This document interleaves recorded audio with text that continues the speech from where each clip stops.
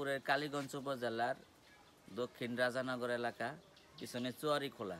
তো এই এলাকার এক বাসিন্দা, সে কাতারে গেছিল।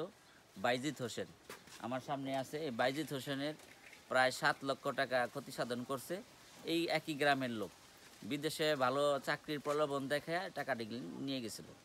এখন টাকা উদ্ধারের ব্যাপারে সে এলাকায় স্থানীয় লোকজনকে জানাইলে পরে স্থানীয়ভাবে এটা বসা হয়েছিল এবং 5 লক্ষ টাকা তারে ফেরত দিয়ে দিবে মর্মে সে জানায়।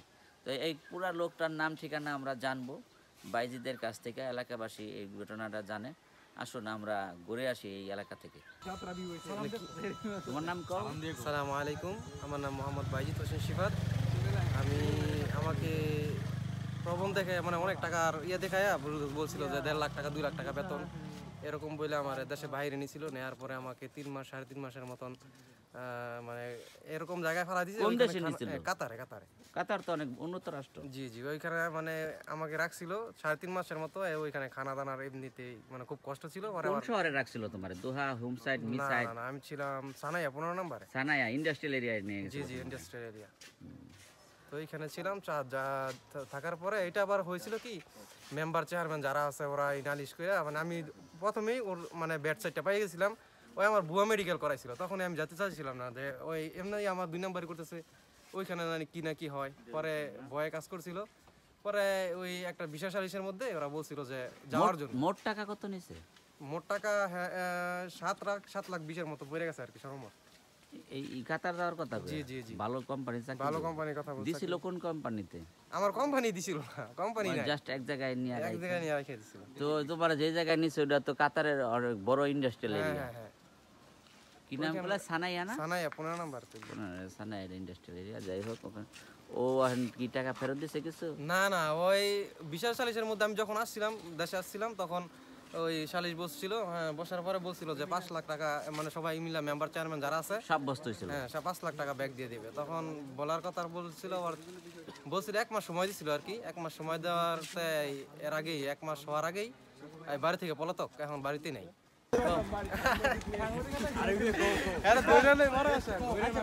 বিষয় হলো ওর টাকা নিছে, ওই যে ইউসুফের নাম কইতেছে, বললো যে একটা সাক্ষাৎকার দিব, আরো এলাকাবাসী জানে। আপনিও কি জানেন ঘটনাটা?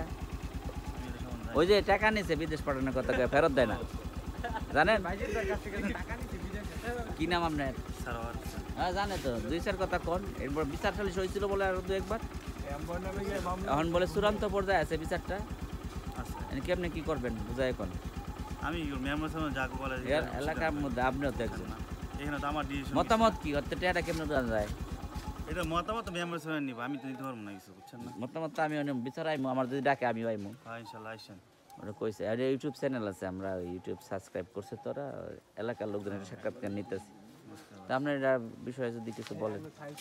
এখানে তো মনে করেন আপনার আগে মেম্বার সাহেব বসছিল, বসার পরে আপনার বিচার সালিশ যা বলছে, এখন তো পলাতক, এখন না আসলে তো কোনো কিছু সিদ্ধান্ত নেওয়া যায় না, বুঝতে পারছেন? না, পলায় থাক, টেয়াটা দিয়া দেখ, পলায় দিয়া দেখ, টেয়াটা দিয়ে দিলে তো সমাধান হয়ে যায়। তো আর নতুন করে আবার বিচার বসান লাগে না। হ্যাঁ, এটা কি এখন তো সে বাড়িতে না আসলে তো এটা কোনো সিস্টেম করা যায় না, বুঝছেন না? বাড়িতে আসতেই পারে, আসুক, পড়া দেখা যায়। এরকম আরো কয়েকজনের তো বলে নিছে, সেটা আমি বলতে পারবো না, ওটা জানা নাই না। এটা জানা